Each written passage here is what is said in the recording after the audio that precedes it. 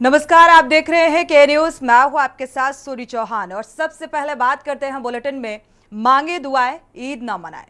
दरअसल एक पोस्टर जो है अब विवादों में आ गया है। समाजवादी पार्टी के नेता राम सुधाकर यादव ने मुख्तार अंसारी की हमदर्दी में पोस्टर लगवा दिए और पोस्टर पर बाकायदा लिखा हुआ है कि मुसलमान भाइयों ईद ना मनाएं, मुख्तार अंसारी के लिए दुआ मांगे। बताया जा रहा है कि पोस्टर समाजवादी पार्टी कार्यालय पर मुलायम सिंह यादव यूथ ब्रिगेड के पूर्व प्रदेश सचिव सुधाकर यादव ने लगवाए हैं और सपा नेता राम सुधाकर यादव ने मुसलमानों से अपील कर कहा है कि ईद के दिन ईदगाह पर मौन रखकर ईद ना मनाएं। समाजवादी पार्टी कार्यालय पर लगा पोस्टर अब चर्चा का विषय बन चुका है कि हालांकि इस पोस्टर को प्रशासनिक अमले ने फिलहाल हटवा दिया है, लेकिन बावजूद इसके समाजवादी पार्टी का जो प्रेम है मुख्तार अंसारी के प्रति वो इस पोस्टर के जरिए उमड़ता हुआ नजर आ रहा है।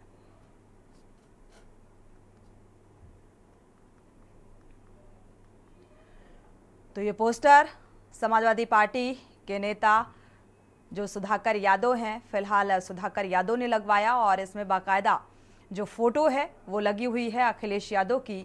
और इसके बाद अब आरोप और प्रत्यारोप का सिलसिला भी शुरू हो चुका है। मुख्तार अंसारी की फोटो इस पोस्टर में लगी हुई नजर आ रही है। साथ ही हालांकि अब जैसे ही ये पोस्टर लगा हुआ पाया गया, क्योंकि 19 अप्रैल से पहले चरण का मतदान भी है, आचार संहिता भी लगी हुई है और इसके बाद इस तरीके का पोस्टर जो है अब विवादों में और सवालों के घेरे में है कि आखिर समाजवादी पार्टी के नेता की तरफ से ये राम सुधाकर यादव की तरफ से ये होर्डिंग क्यों लगवाई गई, वो भी ऐसे समय में जब चुनावी माहौल चल रहा है। क्या वोट बैंक को साधने की एक कोशिश है इस पोस्टर के जरिए? और इसको लेकर तमाम अहम सवाल खड़े होते हुए नजर आ रहे हैं। और ज्यादा जानकारी के साथ संवाददाता शिवा शर्मा जुड़ चुके हैं लखनऊ से। शिवा, देखा जाए प्रशासनिक स्तर पर ये पोस्टर तो हटवा दिया गया, लेकिन जिस नेता ने समाजवादी पार्टी के राम सुधाकर यादव ने ये पोस्टर लगवाया, क्या उनके खिलाफ किसी तरीके की कोई कार्रवाई प्रशासनिक स्तर पर?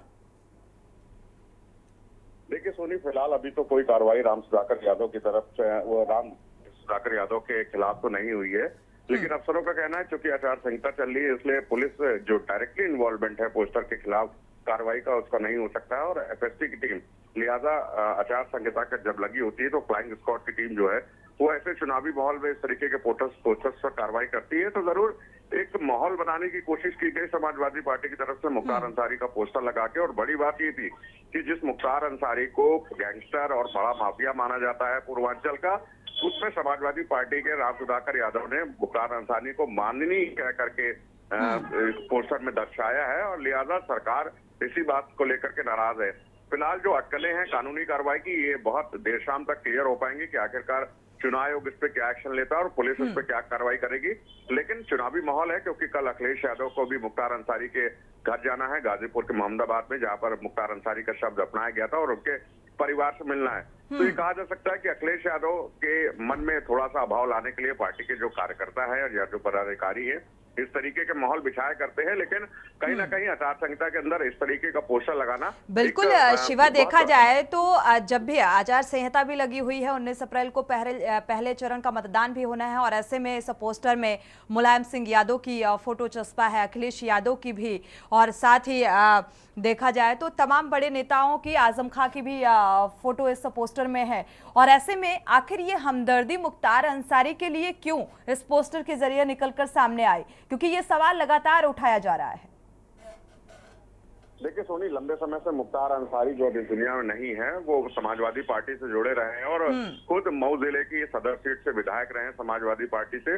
तो कहीं ना कहीं समाजवादी पार्टी की जो क्या कहते हैं कि जो थोड़ा बहुत लगाव है वो मुख्तार अंसारी से जरूर है, लेकिन एक टकराव जरूर दिखता है कि जब वर्तमान में उत्तर प्रदेश में भाजपा की सरकार है और विपक्षी दल में समाजवादी पार्टी है, तो टकराव देखने को मिलता है कि एक तरफ सरकार उनको माफिया घोषित कर चुकी है, गैंगस्टर एक्ट लगा चुके हैं और अच्छा खासा रुतबा था, लेकिन दूसरी ओर देखा जाए तो उनका पॉलिटिकल बैकग्राउंड भी है, पहले बसपा से जुड़े रहे हैं, फिर समाजवादी से लंबे समय तक जुड़े रहे हैं। तो समाजवादी वोट बैंक अपना अपनाने के लिए ये जरूर कहा जा सकता है, क्योंकि पूर्वांचल में एक रणनीति कही जाती है कि अगर लंबे समय तक कोई आपकी पार्टी के साथ जुड़ा हो, ऐसे में अंत में आ करके अगर उसके ऊपर कानूनी कार्रवाई हो रही है, अगर उसका हाथ छोड़ देंगे तो कहीं ना कहीं वोट बैंक फिसल जाता है। बिल्कुल समाजवादी पार्टी इस चीज को पुख्ता करना देखा चाहती है जाए कि तो ये मुख्तार पोस्टर जिस तरीके से सामने आया, मुख्तार अंसारी के प्रति हमदर्दी, तो क्या लोगों की सिंपैथी मिल पाएगी? देखिए, जरूर इस चीज से ये भी साफ होता है कि अगर समाजवादी पार्टी के जो कार्यकर्ता, जो पदाधिकारी है और खुद अखिलेश यादव के दिल में अगर हमदर्दी है मुख्तार अंसारी को लेकर के, तो जरूर पूर्वांचल की कुछ सीटें लोकसभा चुनाव में बहुत अहम हो सकती है, क्योंकि मुख्तार अंसारी का काफी ज्यादा रुतबा रहा है, काफी ज्यादा दबदबा रहा है। मुख्तार अंसारी के बड़े भाई भी हैं और वो भी राजनीतिक करियर में उनका एक बहुत लंबा खासा सफर रहा है। तो मुख्तार अंसारी के प्रति अगर इनकी हमदर्दी नहीं होगी तो बिल्कुल राजनीतिक मायने से इस पोस्टर के काफी मायने निकलकर सामने आ रहे हैं, वोट बैंक की राजनीति निकलकर सामने आ रही है। शुक्रिया इस तमाम जानकारी को साझा करने के लिए। ये बात अलग है कि मुख्तार अंसारी का समाजवादी पार्टी से एक नाता भी रहा है और इस हमदर्दी को इससे भी जोड़कर देखा जा रहा है, तो किसी के लिए मसीहा तो किसी के लिए माफिया रहे हैं मुख्तार अंसारी। बढ़ते आगे और बात करते हैं सियासत का दौर, दल बल पर जोर। लोकसभा चुनाव के मद्देनजर देश में सियासी सरगर्मी बढ़ गई है और राजनीतिक दलों के नेताओं द्वारा एक दूसरे पर आरोप और प्रत्यारोप का दौर भी शुरू हो गया है। सपा, बसपा और कांग्रेस के कई बड़े नेताओं और कार्यकर्ताओं ने बीजेपी के स्थापना दिवस के अवसर पर बीजेपी पार्टी ज्वाइन की। बीजेपी के प्रदेश मुख्यालय में ज्वाइनिंग कार्यक्रम का आयोजन भी किया गया, जिसमें डिप्टी सीएम ब्रजेश पाठक और ज्वाइनिंग कमेटी के ब्रज बहादुर ने पार्टी ज्वाइन कराई।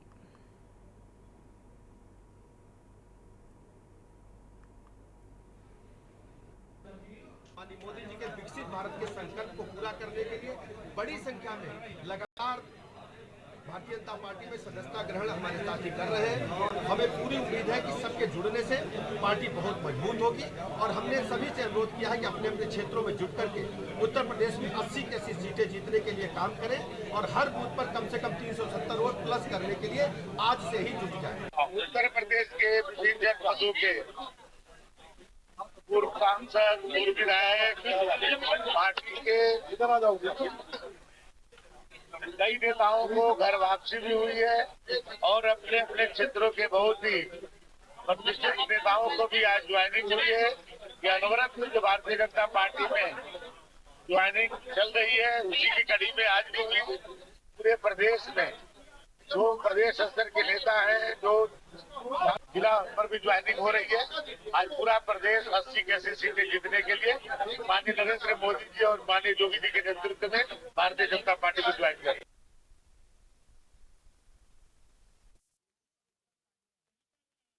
ज्यादा जानकारी के साथ दीपक पांडे जुड़े हुए हैं। दीपक, देखा जाए समाजवादी पार्टी, बीएसपी, कांग्रेस में सेंधमारी, या फिर इसे इस तरीके से कहा जाए कि बीजेपी की बढ़ती हुई साख या मजबूती को देखते हुए जो विपक्षी पार्टियों के नेता हैं वो भारतीय जनता पार्टी में शामिल हो रहे हैं, क्या वजह?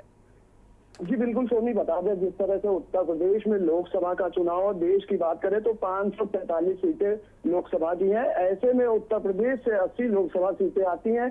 तो जिस तरह से लगातार भारतीय जनता पार्टी का काफिला दिन प्रतिदिन बढ़ रहा है, तो इससे कहीं ना कहीं जो देश के प्रधानमंत्री नरेंद्र मोदी की बात की जाए या उनकी महत्वाकांक्षी योजनाओं की बात करें तो कहीं ना कहीं उनसे जो प्रभावित होकर लगातार दूसरे दलों के नेता आज भी बड़ी संख्या में, चाहे कांग्रेस की बात करें या सपा की बात करें या बहुजन समाज पार्टी की बात करें या बहुजन कांग्रेस की बात कर लें, तो पूर्व सांसद वीर प्रसाद सिंह की बात करें या सपा की पूर्व मंत्री साधना सिंह की बात करें, तो तमाम जो बड़े चेहरे हैं बात की जाए तो लगातार भारतीय जनता मुख्यालय पर ज्वाइनिंग कर रहे हैं। और साथ ही साथ जिस तरह से उत्तर प्रदेश का जो लक्ष्य है 80 में 80 सीटों को जिताने का, तो उसको लेकर एक जो संकल्प दिया गया है उस संकल्प को पूरा करने के लिए लगातार बड़ी स्तर पर ज्वाइनिंग कराई जा रही।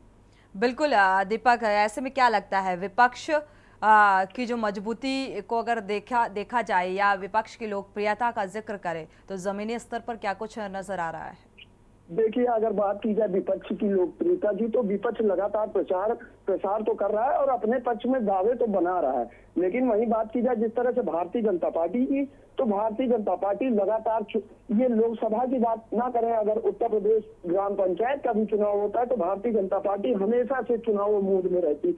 और यही कारण है कि सबसे अलग पार्टी जो आज 2 सीटों से आज पूरे देश पर जो कब्जा है भारतीय जनता पार्टी का, यही सब कारण है कि लगातार उनका काफिला बढ़ रहा है। और यह देश उत्तर प्रदेश ही नहीं बड़े स्तर पर देखा जा रहा है। पिछले दिनों देखा गया कि दिल्ली में कांग्रेस के कई बड़े नेता ज्वाइन करते हैं और लगातार भारतीय जनता पार्टी की तरफ से प्रचार कमान भी संभाल रहे हैं। और साथ ही साथ जिस तरह से तीसरी बार देश के प्रधानमंत्री नरेंद्र मोदी को बनाने का जो भारतीय जनता पार्टी ने जो संकल्प लिया है, उसको पूरा करने की कवायद शुरू हो चुकी है उत्तर प्रदेश में। शुक्रिया दीपक इस तमाम जानकारी को साझा करने के लिए। सबसे अहम सवाल और सबसे बड़ा फोकस भारतीय जनता पार्टी का उत्तर प्रदेश की 80 लोकसभा सीटों को लेकर अगर देखा जाए तो एक ठोस रणनीति के तहत पूरी तैयारी। और जो विपक्षी दल के नेता हैं, चाहे समाजवादी पार्टी का जिक्र किया जाए या बीएसपी का या फिर कांग्रेस का, वो फिलहाल भारतीय जनता पार्टी का दामन थामते हुए नजर आ रहे हैं।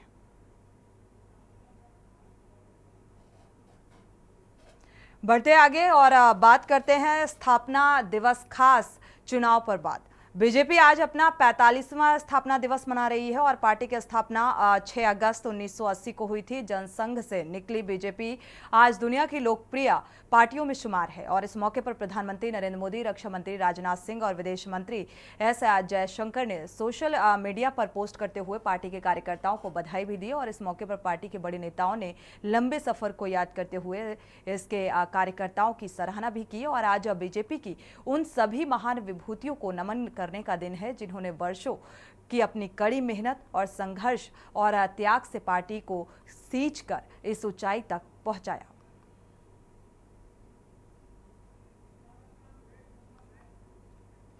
इसी खबर पर संवाददाता प्रवेश शर्मा जुड़े हुए हैं दिल्ली से। प्रवेश, आज 45वां स्थापना दिवस भारतीय जनता पार्टी के लिए एक बेहद खास दिन और उन तमाम बातों को याद करने का कि आज इस मुकाम पर पहुंचे हैं और इसी के साथ साथ चुनावी तैयारियां। बिल्कुल, देखिए मैं आपको बता दूं कि आज प्रधानमंत्री मोदी ने 45वें बीजेपी के स्थापना दिवस पर सभी कार्यकर्ताओं को और देशवासियों को शुभकामनाएं दी। इसके अलावा बीजेपी की तरफ से आज जगह जगह जो है प्रदेश कार्यालय हो, केंद्रीय कार्यालय हो, सभी में झंडा फहराया गया। विशेष रूप से दिल्ली के बीजेपी केंद्रीय कार्यालय की बात करें तो जेपी नड्डा ने वहां पर जो राष्ट्रीय अध्यक्ष है झंडा फहराकर सभी को शुभकामनाएं दी। और जिस तरीके से स्थापना दिवस है, लोकसभा चुनाव करीब है, उसको लेकर बीजेपी ने पहले से इसकी तैयारी की थी। मैं मौके पे खड़ा हूँ, यहाँ से अभी थोड़ी देर बाद जो है बीजेपी की बाइक रैली निकलनी है, जिसमें स्थापना दिवस के मौके पर यहाँ के जो लोकसभा के उम्मीदवार है बीजेपी की तरफ से, वो ये रैली का आयोजन कर रहे हैं। उसमें हजारों की संख्या में बताया जा रहा है कि बीजेपी अपने स्थापना दिवस पर ऐसे बाइक रैली, ध्वजारोहण या ये कई जगह जगह कई प्रकार के कार्यक्रम कर इस स्थापना दिवस को मनाती हुई नजर आ रही है। बिल्कुल प्रवेश, इस बाइक रैली में क्या कुछ बड़े नेता भी शामिल हो सकते हैं? बिल्कुल, देखिए मैं आपको बता दूं कि जिस तरीके से बाइक रैली का आयोजन किया जा रहा,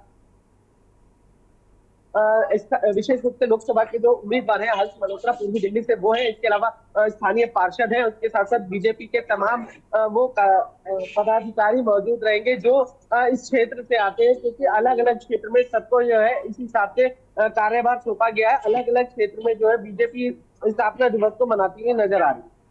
फिलहाल बीजेपी कार्यकर्ताओं में उत्साह चरम पर देखने को मिल रहा है और इसी के चलते इस बाइक रैली का भी आयोजन किया गया है। इस बाइक रैली का जो मुख्य उद्देश्य सिर्फ स्थापना दिवस को लेकर ही है या फिर चुनावी प्रचार प्रसार से भी जोड़कर इसे देखा जा सकता है?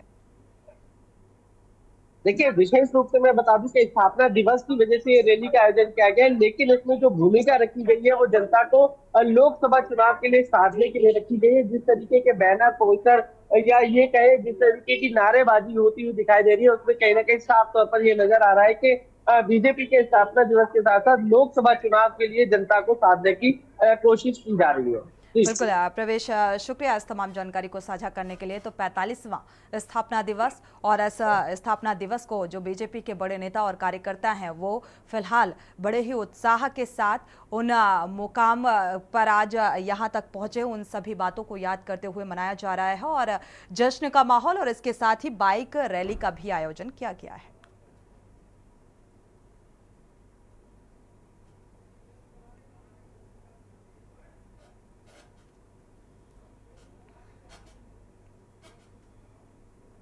बढ़ते आगे और बात करते हैं जनसभा के बहाने मोदी पर निशाने। लोकसभा चुनाव करीब आते ही राजनीतिक गतिविधियों के साथ साथ पार्टियों के एक दूसरे पर तीखे हमले तेज हो गए हैं। जहां पीएम मोदी सहारनपुर में रैली कर रहे हैं, वहीं कांग्रेस राजस्थान मिशन पर है। सोनिया गांधी और प्रियंका गांधी वाड्रा ने जयपुर में रैली की और जनता को संबोधित करते हुए बीजेपी पर निशाना साधा। उन्होंने कहा कि देश में बेरोजगारी चरम पर है, नौजवानों के सपने टूट रहे हैं, देश की आवाज को न्याय चाहिए।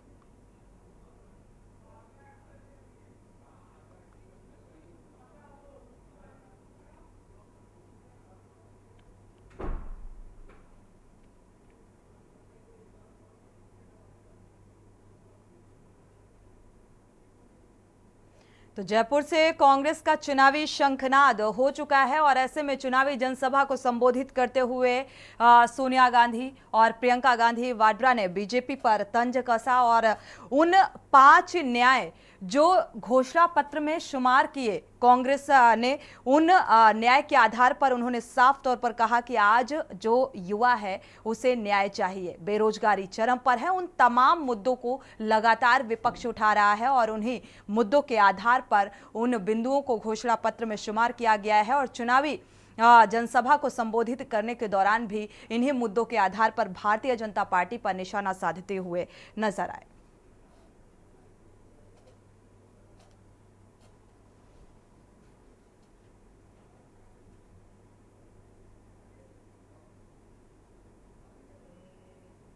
तो चुनावी जंग को फतेह करने के लिए अब जुबानी जो तंज की शुरुआत हो चुकी है। चुनावी जनसभाओं को संबोधित करने के दौरान आज सहारनपुर पहुंचे प्रधानमंत्री नरेंद्र मोदी ने विपक्ष पर जमकर निशाना साधा और इसी बीच जयपुर में कांग्रेस का भी चुनावी शंखनाद हुआ और चुनावी इस मंच से भारतीय जनता पार्टी को आड़े हाथों लिया गया।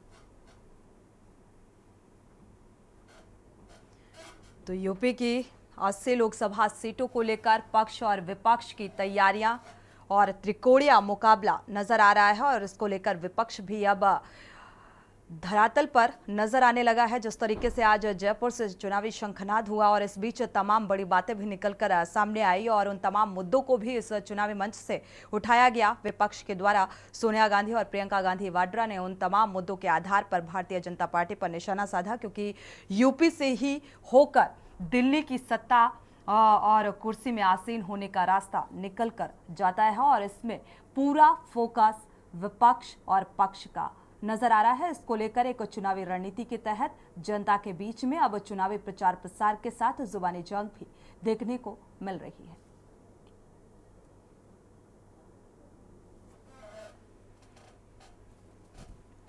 तो लोकसभा चुनाव का जो सियासी पारा है वो फिलहाल चढ़ता हुआ नजर आ रहा है। अनिल शर्मा ब्यूरो चीफ राजस्थान से जुड़े हुए हैं। अनिल शर्मा, अगर देखा जाए तो आज विपक्ष भी पूरे मूड में नजर आया और भारतीय जनता पार्टी पर निशाना साधते हुए नजर आई सोनिया गांधी। जी देखिएगा, लोकसभा चुनाव है और ये चुनावों का पर्व है, तो इसी के देखते हुए जो आज कांग्रेस के जो पदाधिकारी हम बात करें, राहुल गांधी की, सोनिया गांधी की, मल्लिकार्जुन खड़गे की, आज ये जयपुर बता रहे हो। जयपुर से इन्होंने चुनावी शंखनाद को शुरू किया है, क्योंकि राजस्थान 25 लोकसभा सीट, यहाँ से लोकसभा सीट है और कहीं ना कहीं उन्होंने अशोक जो पूर्व मुख्यमंत्री अशोक गहलोत ये पूरा दमखम लगा रहे हैं कि कैसे न कैसे 25 सीटें हैं, 25 सीटें में से कितनी सीटें कांग्रेस के पास आती है वो देखने की बात है। और कहीं ना कहीं जो लोकसभा के जो इनके बिल्कुल अनिल, देखा जाए तो राजस्थान में अभी किस तरीके से परिवर्तन हुआ और ये परिवर्तन अगर लोकसभा चुनाव के लिहाज से देखा जाए तो एक बड़े परिवर्तन की उम्मीद जताई जा रही है। 5 न्याय 25 वादे के लिहाज से क्या लगता है, जनता विश्वास करेगी? जी देखिएगा, हम लगातार हम फील्ड पे हैं। फील्ड से जो हमको नतीजे मिल रहे हैं, जो रुझान मिल रहे हैं, वो रुझान ये है कि अभी वो पूर्व में जो नरेंद्र मोदी की भी 2-3 रैलियां राजस्थान में हुई है, तो जो मतदाताओं का रुझान मोदी को लेके ज्यादा दिख रहे हैं, क्योंकि उनका कहना यह है कि ये लोकसभा चुनाव नहीं, ये मोदी का चुनाव है और जब वापस से उनकी जो सोच है उसकी वोट अधिक से अधिक भाजपा के पक्ष में डाले जाएगी। शुक्रिया इस तमाम जानकारी को साझा करने के लिए। तो ये एक लोकसभा चुनाव नहीं, जो एक धारणा और एक प्रतिक्रिया निकलकर सामने आ रही है जमीनी स्तर से कि ये मोदी का चुनाव है और इसी लिहाज से जनता अब अपने मताधिकार का प्रयोग करेगी।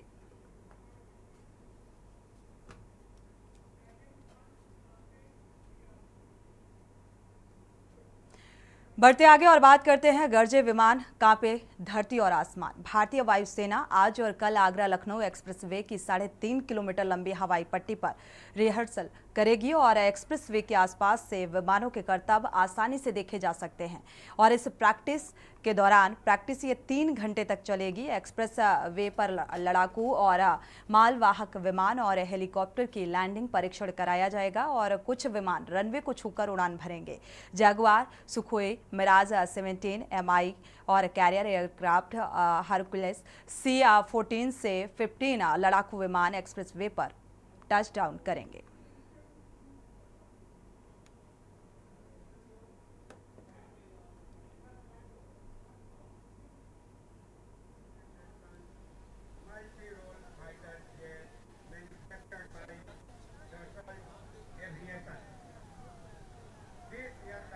तो फिलहाल 2 दिनों तक ये जो प्रैक्टिस है ये चलने वाली है। लखनऊ और आगरा एक्सप्रेसवे पर लड़ाकू विमान की ये गरज साफ तौर पर नजर आई और इस बीच प्रशासनिक स्तर पर देखा जाए तो सुरक्षा व्यवस्था भी चाक चौबंद नजर आई और ये करीब 3 घंटे लगातार ये जो प्रैक्टिस है ये चलेगी।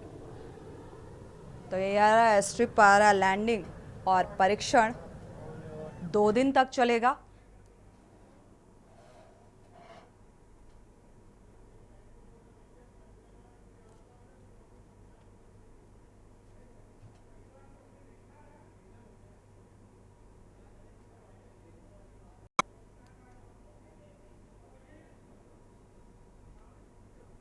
इसी के साथ बुलेटिन में फिलहाल बस इतना ही। आगे खबरों के लिए आप देखते रहिए के न्यूज़ इंडिया।